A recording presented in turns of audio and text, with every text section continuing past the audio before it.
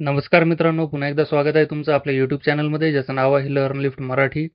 तर आपण आपल्या या आजच्या व्हिडिओमध्ये टेम्पलेट ड्रिव्हन फॉर्म एक्झाम्पल आणि रिॲक्टिव्ह फॉर्म एक्झाम्पल या दोन्हीला आपण व्हॅलिडेशन्स कोणत्या पद्धतीने लावू शकतो ते आज बघणार आहोत. आणि फॉर्मचे किंवा कंट्रोलचे जे काही स्टेट आहेत तर कोणकोणते स्टेट्स असू शकतात आणि आपण त्यांच्या व्हॅल्यू ज्या आहेत कोणत्या पद्धतीने आपण बघू शकतो किंवा व्हॅल्यू जे आहेत आपण गेट करू शकतो आणि त्या व्हॅल्यूच्या बेसिसवर आपण कोणत्या पद्धतीने व्हॅलिडेशन्स देऊ शकतो आज आपण बघणार आहोत. तर जसं की तुम्हाला स्क्रीनवर दिसतंय टेम्पलेट ड्रिव्हन फॉर्म एक्झाम्पल आहे आपलं. सिंपल 2 फील्ड आहेत, नेम आणि ईमेल आहे. आणि खाली जे मी दिलेले आहेत इथे तुम्ही पाहू शकता हे स्टेट्स आहेत. डावीकडे तुम्ही पाहू शकता फॉर्मचे स्टेट आहेत आणि उजवीकडे कंट्रोलचे स्टेट आहेत. तर कंट्रोलच्या स्टेटसाठी आपण काय केलेलं आहे, फक्त नेम कंट्रोल जो आहे त्याचा इन्स्टन्स घेतलेला आहे आणि त्या फक्त नेम कंट्रोलचा नेम कंट्रोलचे जे काही स्टेट आहेत ते स्टेट आपण इथे बघतोय. तर चला तर मग आपण एकदा टेम्पलेट ड्रिव्हन फॉर्मचं HTML पाहूया. तर इथे HTML ला ज्यावेळेस तुम्ही असाल तर त्यावेळेस हे जे स्टेट आहेत मी कोणत्या पद्धतीने ॲक्सेस करतोय ॲक्च्युली. तर तुम्हाला माहिती आहे टेम्पलेट ड्रिव्हन फॉर्ममध्ये आपण टेम्पलेट व्हेरिएबलचा यूज करतो. तर इथे तुम्ही पाहू शकता फॉर्म लेवलवर आपला एक टेम्पलेट व्हेरिएबल आहे युजर फॉर्म नावाचा आणि त्याला आपण ng फॉर्म हा डिरेक्टिव्ह जो आहे हा डिरेक्टिव्ह आपण असाइन केलेला आहे.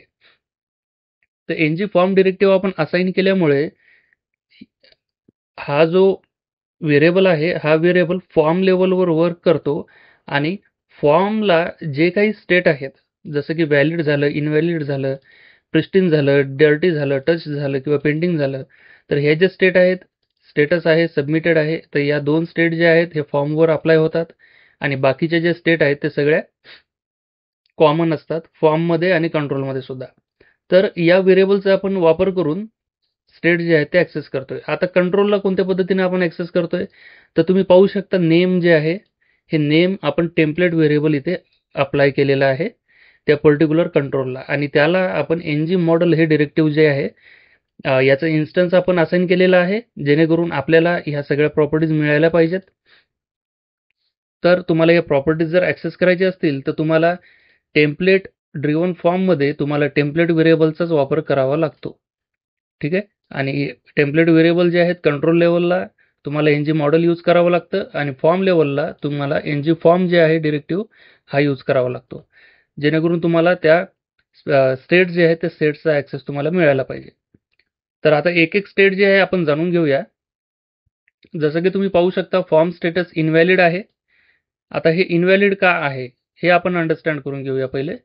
तर इनव्हॅलिड का आहे? कारण की आपण जे इनपुट कंट्रोल आहेत त्याच्यावर आपण व्हॅलिडेशन्स लावलेले आहेत. आणि लक्षात ठेवा जेव्हा कधी तुम्ही टेम्पलेट ड्रिव्हन फॉर्मचा यूज करसाल तर तेव्हा तुम्हाला जे व्हॅलिडेशन्स आहेत ते टेम्पलेटवरच द्यावे लागतात. तर आपण इथे टेम्पलेटवरच दिलेले आहेत व्हॅलिडेशन आणि जे काही हे जे व्हॅलिडेशन आहेत हे नेटिव्ह व्हॅलिडेशन आहेत. तुम्हाला कस्टम व्हॅलिडेशन जर द्यायचे असतील तर त्याच्यासाठी तुम्हाला टाइपस्क्रिप्ट कोडमध्ये तुम्हाला टाइपस्क्रिप्टच्या फाईलमध्ये कोड लिहावा लागतो ऑन सबमिटमध्ये आणि तेव्हा ऑन सबमिटमध्ये जेव्हा फॉर्म सबमिट झाला त्याच्यानंतर तुम्हाला व्हॅल्यू चेक करून जी फॉर्मची स्टेट आहे ती फॉर्मची स्टेट तुम्हाला इनव्हॅलिड करता येते. तर ते झालं कस्टम जे आपण व्हॅलिडेशन म्हणतो. ठीक आहे. परंतु जर तुम्हाला नेटिव्ह जर व्हॅलिडेशन्स द्यायचे असतील तर हे नेटिव्ह ॲट्रिब्यूट्स आहेत. प्रत्येक एलिमेंटला नेटिव्ह ॲट्रिब्यूट राहतात व्हॅलिडेशनचे सुद्धा. जसं की डिसेबल्ड आहे, रिक्वायर्ड आहे, ईमेल आहे. ठीक आहे.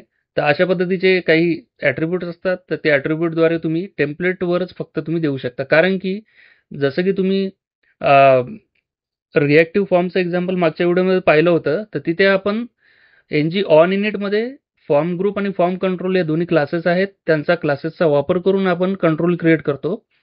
पण इथे तसं नाहीये. इथे आपण डायरेक्टली जे कंट्रोल आहेत ते आपण ng मॉडेलने आपल्याकडे जी मॉडेल आहे त्या मॉडेलला आपण बाइंड करतो. आणि इथे जे व्हॅलिडेशन आहेत आपल्याकडे कोणताही एक असा प्रकार नाहीये की इथे याला आपण व्हॅलिडेशन देऊ शकू म्हणून. तुम्ही इथे पाहू शकता सिंपल मॉडेल आहे आणि आपण कुठेच ng फॉर्म ग्रुप किंवा फॉर्म कंट्रोल क्लासेसचा आपण इथे वापर करत नाहीये. त्याच्यामुळेच तुम्हाला टेम्पलेटवरच इथे जे व्हॅलिडेशन्स आहेत ते तुम्हाला द्यावे लागतात. तर ही एक गोष्ट झाली. त्याच्यानंतर आता आपण एक एक समजून घेऊया कोणत्या पद्धतीने असतात ते स्टेट्स. तर तुम्ही इथे पाहू शकता, सुरुवातीला आहे फॉर्म स्टेटस जे आहे इनव्हॅलिड आहे. आता हे इनव्हॅलिड का आहे? आपण जसं की मी तुम्हाला सांगितलेलं आहे, व्हॅलिडेटर आपण लावलेले आहेत. जर तुम्ही व्हॅलिडेटर काढले तिथून, तर हे जे फॉर्म आहे हे बाय डिफॉल्ट व्हॅलिड होऊन जातं. कारण की कंट्रोलवर कोणत्या प्रकारचे व्हॅलिडेशन नाही आहे, तर मग इनव्हॅलिड का दाखवायचं, नाही का? जर कंट्रोलला व्हॅलिडेशन असतील तरच इनव्हॅलिड दाखवेल. त्याच्यानंतर आहे फॉर्म सबमिटेड आहे. जेव्हा तुम्ही हे फुल सगळा फॉर्म फिल करून तुम्ही जेव्हा सबमिट करता, तर त्यावेळेस ही सबमिटेड जी स्टेट आहे ती ट्रू होते. तुम्हाला मी दाखवून देतो एकदा. टेस्ट आहे, test@test.com. आता हा फॉर्मचा स्टेटस झालेला आहे व्हॅलिड, आणि जेव्हा मी सबमिट करेल तर तुम्ही पाहू शकता फॉर्म स्टेटस जे आहे ते ट्रू झालेलं आहे. ठीक आहे. आता फॉर्म व्हॅलिड सुद्धा इथे ट्रू झालेला आहे, कंट्रोल व्हॅलिड सुद्धा ट्रू झालेलं आहे.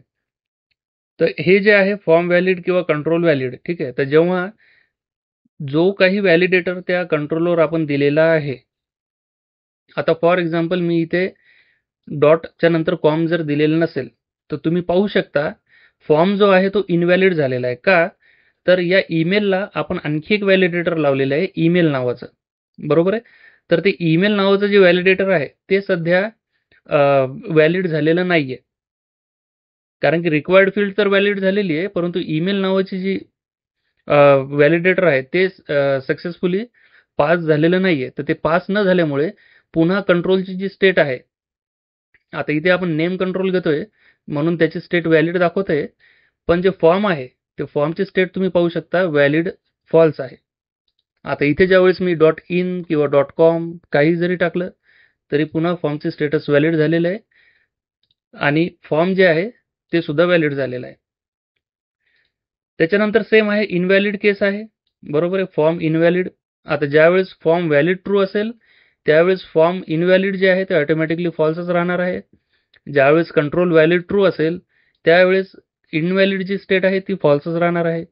परंतु ज्यावेळेस कंट्रोल जे आहे ते इनव्हॅलिड असतील तर त्यावेळेस तुम्ही पाहू शकता, सॉरी, कंट्रोल जे व्हॅलिड फॉल्स असतील तर त्यावेळेस तुम्ही पाहू शकता इनव्हॅलिडची जी फील्ड आहे किंवा जे स्टेटस आहे ते आहे ट्रू. आता प्रिस्टीनचं बघूया आपण. प्रिस्टीनचं काय राहते? तर प्रिस्टीन म्हणजे काय? तर ज्यावेळेस इनिशियली फॉर्म लोड होतो, आता हा फॉर्म लोड झालेला आहे इनिशियली, तर तुम्ही पाहू शकता प्रिस्टीनची जी व्हॅल्यू आहे ती ट्रू आहे. तर का आहे तसं? तर जे बाय डिफॉल्ट जी व्हॅल्यू आहे, ज्या व्हॅल्यूने आपण फॉर्म क्रिएट केलेला आहे, आता तुम्ही पाहू शकता टाइपस्क्रिप्टच्या फाईलमध्ये एम्प्टी व्हॅल्यू आहे बाय डिफॉल्ट. बरोबर आहे? तर एम्प्टी व्हॅल्यूने आपण तो फॉर्म जो आहे क्रिएट केलेला आहे. परंतु आता ती एम्प्टी व्हॅल्यू जी आहे ती अपडेट केलेली आहे का आपण? नाही केली. किंवा दुसरी काही ते एम्प्टी व्हॅल्यूला सोडून दुसरी काही व्हॅल्यू आपण इथे पुट केलेली आहे का? नाही केली. तर त्याच्यामुळे प्रिस्टीन जे आहे आता ट्रू आहे. त्याच्यानंतर आहे डर्टी. हे डर्टी का फॉल्स आहे? कारण की इनिशियल व्हॅल्यू जी आहे आपण चेंज नाही केली. कळालं का? या दोनमध्ये रिलेशन आहे खरं तर. इनिशियल व्हॅल्यू चेंज नाही झाली म्हणून प्रिस्टीन ट्रू आहे, आणि इनिशियल व्हॅल्यू जी आहे चेंज न झाल्यामुळे डर्टी जे आहे ते फॉल्स आहे. तर डर्टीचा अर्थच काय आहे की आपण इनिशियल व्हॅल्यू जी आहे ती चेंज करतोय. ठीक आहे. इनिशियल व्हॅल्यू चेंज केली तर तुम्ही पाहू शकता प्रिस्टीन जे आहे ते फॉल्स झालेलं आहे आणि डर्टी जे आहे ते ट्रू झालेलं आहे. तर डर्टी ट्रूची जी व्हॅल्यू आहे, ज्यावेळेस आपण इनिशियल व्हॅल्यू चेंज करेल त्याच वेळेस ट्रू होणार, कारण की तो पर्टिक्युलर कंट्रोल जो आहे तो डर्टी होणार. त्याला आपण हाताळलेला आहे त्याच्यामुळे ते डर्टी होणार, फ्रेश नाही आहे. ठीक आहे. तर त्याच्यामुळे डर्टी ट्रू. पण इनिशियल व्हॅल्यू जी आहे तुम्ही चेंजच नाही केली किंवा त्या कंट्रोलला तुम्ही व्हिजिटच केलेलं नाहीये, तर त्या केसमध्ये प्रिस्टीन जी व्हॅल्यू आहे ती ट्रू राहते. पण आता सध्या आपण दोन्ही कंट्रोलला व्हिजिट केलेले आहे, त्याच्यामुळे प्रिस्टीनची जी व्हॅल्यू आहे ती फॉल्स आहे. त्याच्यानंतर टच्ड आहे. टचची व्हॅल्यू आहे, तुम्ही इथे बघू शकता. आता सध्या आपण कोणत्याही कंट्रोलला व्हिजिट केलेलं नाहीये किंवा टच केलेलं नाहीये, त्याच्यामुळे ही जी व्हॅल्यू आहे ही फॉल्स आहे. तर ज्यावेळेस मी याला टच करून बाहेर येईल, तुम्ही पाहू शकता टचची जी व्हॅल्यू आहे ती ट्रू आहे. ठीक आहे. त्याच्यानंतर पेंडिंग आहे. या पेंडिंग स्टेट जी आहे हिचा आपण वापर जो आहे एसिंक्रोनस व्हॅलिडेटर्स आपण लावताना पाहूया. या व्हिडिओमध्ये आपण एसिंक्रोनस व्हॅलिडेटरचा आपण यूज करणार नाहीयेत. तर ही जी स्टेट आहे ही स्टेट आपण नेक्स्ट लेक्चरमध्ये बघूया. मग आता या सगळ्या फील्ड्सचा आपण वापर करून व्हॅलिडेशन आपण कोणत्या पद्धतीने देऊ शकतो ते आपण बघणार आहोत. तर व्हॅलिडेशन देण्यासाठी तुम्हाला तर माहिती आहे आपण काय केलेलं आहे, आपण इथे व्हेरिएबल जे आहेत ते डिक्लेअर केलेले आहेत, टेम्पलेट व्हेरिएबल, बरोबर आहे. तर आता याच्या खाली मी काय करतो, इथे एक डिव देतो. डिव दिल्यानंतर तिथे एक पी टॅग घेतो, नेम इज रिक्वायर्ड, बरोबर आहे. तर हा मेसेज आपल्याला दाखवायचा आहे. तर त्याच्यानंतर इथे आपल्याला आता स्ट्रक्चरल डिरेक्टिव्ह जो आहे ngif तो यूज करायचा आहे. तर ngif यूज केल्यानंतर तुम्ही इथे बघू शकता नेम टेम्पलेट व्हेरिएबल आहे आपलं आणि आपण या टेम्पलेट व्हेरिएबलनेच या ज्या प्रॉपर्टीज आहेत ह्या आपण ऍक्सेस करतोय. तर name dot invalid and name dot touch या दोन प्रॉपर्टीज जर असल्या तर आपल्याला ही जी फील्ड आहे ही फील्ड किंवा हे जे व्हॅलिडेटर मेसेज आहे हे आपल्याला दाखवायचं आहे. तर आता मी ज्या वेळेस याला मी टच करेल आणि बाजूला जाईल, तुम्ही पाहू शकता नेम इज रिक्वायर्ड आता आपल्याला इथे विजिबल झालेलं आहे. ठीक आहे. आता हा व्हॅलिडेशन मेसेज इथे आपल्याला दिसलेला आहे. त्याच्यानंतर ईमेलला पण सेम आहे, परंतु आता ईमेलला मल्टिपल आपल्याकडे ॲट्रिब्यूट आहेत. म्हणजेच आपण काय केले आहे, मल्टिपल व्हॅलिडेटर लावलेले आहेत त्या पर्टिक्युलर कंट्रोलवर. तर ते मल्टिपल व्हॅलिडेटरसाठी कसं आपण देऊ शकतो, तर मी सेम आता याला कॉपी करणार, पेस्ट करणार. आता ही पहिली कंडिशन आहे. इथे आपल्याला काय करायचं आहे, ईमेल इज रिक्वायर्ड करायचं आहे. त्याच्यानंतर दुसरा पी टॅग घ्यायचा आहे. त्याच्यामध्ये आपल्याला काय करायचं आहे, email format is not correct. ठीक आहे, किंवा इनव्हॅलिड ईमेल आयडी तुम्ही काही देऊ शकता. तर आता आपल्याला चेक करायचं आहे या ईमेल व्हेरिएबलमध्ये, बरोबर आहे. आता इथे चेक करायचं आहे पुन्हा ngif ईमेल डॉट, बरोबर आहे, एरर्स नावाची एक प्रॉपर्टी असते. ठीक आहे. तर त्या प्रॉपर्टीमध्ये आपल्याला चेक करायचं रिक्वायर्ड आहे का. ठीक आहे. तर इथे आपल्याला रिक्वायर्ड प्रॉपर्टी चेक करायची. ते रिक्वायर्ड असेल तर रिक्वायर्डचा आपल्याला मेसेज येईल आणि जर ईमेल नावाचं जे व्हॅलिडेटर आहे त्याच्या रिलेटेड जर काही एरर असतील तर आपल्याला अशा पद्धतीनं हा मेसेज आपल्याला तिथे दाखवायचा आहे. तर हे कसं झालं, हे मल्टिपल केससाठी झालंय. तर आपण याला टच करून बाजूला जाऊ. तुम्ही पाहू शकता ईमेल इज रिक्वायर्ड आलेला आहे. पुन्हा याला टच केल्यानंतर जेव्हा मी टाईप करेल काहीतरी व्हॅल्यू, तर तुम्ही पाहू शकता email format is not correct असं येतंय. तर आपण एक काम करू, टेस्ट ॲट द रेट देऊया. टेस्ट असं जर केलं तर तो मेसेज निघून जाईल. परंतु आता ईमेल फॉर्मॅट जो आहे तो पूर्ण झालेला आहे का नाही, कारण की आपल्याला डॉट नंतर पुन्हा डोमेन नेम आपल्याला द्यावं लागतं. तर जर मी डॉट दिलं तर तुम्ही पाहू शकता पुन्हा एकदा तो मेसेज आलेला आहे की email format is not correct. तर आपल्याला पुन्हा इन घ्यावं लागेल किंवा कॉम घ्यावं लागेल किंवा GOE तुम्ही काही घेऊ शकता, जो काही तुमचा डोमेन आहे ते. ठीक आहे. तर अशा पद्धतीने तुम्ही मल्टिपल व्हॅलिडेशन जे आहेत ते सुद्धा तुम्ही लावू शकता. तर आता इथे आपण मल्टिपल व्हॅलिडेशन लावलेले आहेत अशा पद्धतीने. आणि लक्षात ठेवा, जेव्हा तुम्ही टेम्पलेट ड्रिव्हन फॉर्मवर वर्क करता तर त्यावेळेस खूप महत्त्वाचं असते हे टेम्पलेट व्हेरिएबल्स. ठीक आहे. हे टेम्पलेट व्हेरिएबल्स खूप महत्त्वाचे असतात आणि हे व्हेरिएबल तुम्हाला मिनिंगफुल द्यावे लागतात, कंट्रोलच्या अकॉर्डिंग द्यावं लागतात. आणि त्याच्यानंतर तुम्ही जे काही इनलाईन जे तुम्ही देताय व्हॅलिडेटर्स, तर त्यांना तुम्ही प्रॉपर इथे तुम्हाला चेक्स ॲड करावे लागतात. तर तुम्ही इथे स्विच केस सुद्धा टाकू शकता, जसं की आपण ng स्विच शिकलेलोच आहोत. तुम्हाला जर माहिती नसेल तर तुम्ही माझ्या प्लेलिस्टमध्ये जाऊन पाहू शकता. थंबनेलवर तुम्हाला दिसेल ng स्विच. तर तुम्ही ng स्विच करू शकता ईमेल डॉट एरर्समध्ये आणि तुम्ही हे जे केसेस आहेत त्या केसेस टाकून तुम्ही जो पॅराग्राफ टॅग आहे तो पॅराग्राफ टॅग तुम्ही देऊ शकता. ठीक आहे. तर तुम्ही ng स्विच सुद्धा इथे यूज करू शकता. तर अशा प्रकारे आपलं व्हॅलिडेशन आहे टेम्पलेट ड्रिव्हन फॉर्मचं. हे एक सिंपल एक्झाम्पल घेऊन आपण केलेलं आहे. ठीक आहे. तर आता एक काम करूया आपण, आता जाऊया आपण रिॲक्टिव्ह फॉर्मकडे. ठीक आहे. तर आता हा रिॲक्टिव्ह फॉर्म आहे. एक काम करतो मी, याला डिस्प्ले नन जे आहे ही प्रॉपर्टी टेम्पलेट ड्रिव्हन फॉर्मला टाकतो, जेणेकरून आपल्याला रिॲक्टिव्ह फॉर्म जो आपला आहे तो दिसायला पाहिजे. तर तुम्ही पाहू शकता आपला रिॲक्टिव्ह फॉर्म इथे आलेला आहे. तर आता रिॲक्टिव्ह फॉर्मला आपण व्हॅलिडेशन्स द्यायचे, तर कसे देऊ शकतो आपण, बरोबर आहे. तर तुम्ही इथे बघू शकता आपल्याकडे कोणकोणत्या फील्ड आहेत. ठीक आहे. तर आता आपल्याकडे आहे युजर फॉर्म, हा फॉर्म ग्रुप आहे. आपण मागच्या व्हिडिओमध्ये हा फॉर्म तयार केला होता. तुम्हाला जर रिॲक्टिव्ह फॉर्मबद्दल जर काही माहिती नसेल तर तुम्ही जाऊन तो व्हिडिओ पाहू शकता. त्याच्यानंतर आहे बघा, फॉर्म कंट्रोल नेम आहे आणि फॉर्म ग्रुप नेम आहे.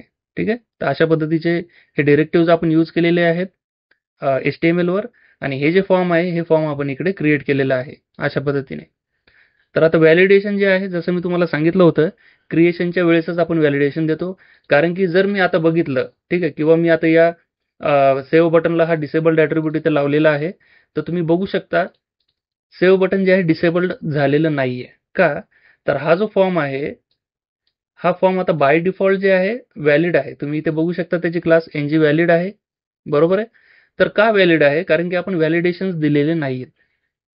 तर व्हॅलिडेशन्स आपल्याला दिल्यानंतर बाय डिफॉल्ट जी स्टेट आहे या फॉर्मची, ती होऊन जाईल ng इनव्हॅलिड. बरोबर आहे. तर आपल्याला आता इथे व्हॅलिडेटर्स द्यावे लागतील. तर नेमला तुम्हाला माहिती आहे, व्हॅलिडेटर्स डॉट रिक्वायर्ड आपल्याला द्यायचं आहे. आणि व्हॅलिडेटर्स जे आहे, व्हॅलिडेटर्स तुम्हाला अँग्युलर फॉर्म्समधून तुम्हाला इम्पोर्ट करावं लागतं. ठीक आहे. जिथून आपण reactive forms module, form group आणि फॉर्म कंट्रोल, त्याच्यानंतर ही व्हॅलिडेटर नावाची सुद्धा क्लास जी आहे तो तुम्हाला इम्पोर्ट करावी लागते. तर हे रिक्वायर्ड किंवा हे जे आहेत हे फंक्शन्स आहेत ॲक्च्युली. ठीक आहे. तर हे फंक्शन्स तुम्हाला कॉल करावे लागतात. आता हे फॉर्म कंट्रोल जो आहे, हा फॉर्म कंट्रोलला तुम्ही इथे बघू शकता व्हॅलिडेटर फंक्शन आहे किंवा मल्टिपल व्हॅलिडेटर फंक्शनचा अरे सुद्धा आहे. तर आता ईमेलला आपण मल्टिपल व्हॅलिडेशन्स आहेत, तर कसं पास करणार आपण? आपल्याला पास करायचं आहे अरेमध्ये. तुम्ही पाहू शकता व्हॅलिडेटर्स डॉट रिक्वायर्ड फील्ड आहे, त्याच्यानंतर आहे व्हॅलिडेटर्स डॉट ईमेल आहे. बरोबर आहे. त्याच्यानंतर आहे व्हॅलिडेटर्स डॉट, तुम्ही बघू शकता कंपोज आणि कंपोज एसिंक आहे. ठीक आहे. त्याच्यानंतर आहे पॅटर्न आहे, पॅटर्न नावाचं सुद्धा आहे. तर हे काही जे आहेत हे याच्यासाठी स्पेशल आपण व्हिडिओ घेऊया, कंपोज एसिंक आणि रिक्वायर्डसाठी. कारण की हे आपले युजर डिफाईन्ड जे व्हॅलिडेटर आपण देणार आहोत, तर ते युजर डिफाईन्ड व्हॅलिडेटर देण्यासाठी हे जे आहेत कंपोज किंवा कंपोज एसिंक किंवा पॅटर्न, तर हे आपल्याला युजफुल होतात. तर हे कोणत्या पद्धतीने करू शकतो आपण पुढच्या व्हिडिओमध्ये बघणारच आहोत, काळजी करू नका. तर आता सध्याला आपण फक्त हे 2 व्हॅलिडेटर देऊया, आणि आपल्याला जेंडरला सुद्धा द्यायचं आहे व्हॅलिडेटर. त्याच्यानंतर आपल्याला सी नेमला सुद्धा द्यायचं आहे रिक्वायर्ड जे आहे ते. ठीक आहे. तर आता मी जर फॉर्म सेव्ह केला तर तुम्ही पाहू शकता फॉर्मची जी इनिशियल स्टेट आहे ती होणार आता इनव्हॅलिड. तुम्ही इथे बघू शकता ng invalid class, ng untouch आणि ng प्रिस्टीन, तिन्ही क्लास इथे अप्लाय झालेले आहेत. ng प्रिस्टीन का? तर आपण स्टेटमध्ये शिकलेलोच आहोत, जी डिफॉल्ट व्हॅल्यू आहे ती व्हॅल्यू आता चेंज केलेली आहे का नाही, त्याच्यामुळे स्टेट जी आहे फॉर्मची ती आहे प्रिस्टीन. आणि आपण फॉर्मला टच सुद्धा केलेलं नाहीये, तर त्याच्यामुळे अनटच्ड आहे, आणि इनव्हॅलिड तर आहेच आहे आपला फॉर्म. बरोबर आहे. तर आता आपण एक काम करूया, इथे व्हॅलिडेटर लावूया, किंवा व्हॅलिडेटरचा मेसेज जो आहे तो आपल्याला दाखवायचा आहे. तर कोणत्या पद्धतीने दाखवू शकतो? सारखंच आहे मित्रांनो, थोडा फरक आहे. आपल्याला हा डिव कॉपी करायचा आहे नेमसाठी. त्याच्यानंतर इथे जो आहे आपल्याला पेस्ट करायचा आहे. तर आता पेस्ट केल्यानंतर आपल्याला यूज काय करायचं आहे, इथे टेम्पलेट व्हेरिएबल तर नसणार आहे, तर आपल्याला जो फॉर्म ग्रुप आहे त्या फॉर्म ग्रुपचा यूज करायचा आहे इथे. तर फॉर्म ग्रुपमध्ये गेट मेथड आहे. तर गेट मेथडला आपल्याला जी की आहे, ज्या कीने आपण तो फॉर्म कंट्रोल क्रिएट केलेला आहे, त्या कीचं इतर त्या त्या कीची व्हॅल्यू द्यावी लागते, किंवा ती की द्यावं लागेल आपल्याला इथे. तर पहिलं जे नेम कंट्रोल आहे ते आपण या नेम या कीने डिफाईन केलं होतं. तर ही नेम जी की आहे आपल्याला इथे यूज करावी लागेल. Name dot invalid and same जी कंडिशन आहे पुन्हा घ्यायची आपल्याला. इनव्हॅलिडच्या जागी इथे घ्यायचं आपल्याला टच्ड. बरोबर आहे. इनव्हॅलिड आहे आणि टच्ड आहे, तर त्या केसमध्ये नेम इज रिक्वायर्ड हे आपल्याला दाखवायचं आहे. तर तुम्ही बघू शकता ज्यावेळेस मी याला व्हिजिट करेल, बाजूला जाईल, नेम इज रिक्वायर्ड आपल्याला इथे दिसतंय. बरोबर आहे. आता हे नेम इज रिक्वायर्ड इथे दिसलेलं आहे. सेम आपण ईमेलसाठी सुद्धा देऊया. ईमेलचा आपण एक पुन्हा तोच जो div आहे कॉपी करूया आणि इथे पेस्ट करूया खाली, ईमेलच्या खाली.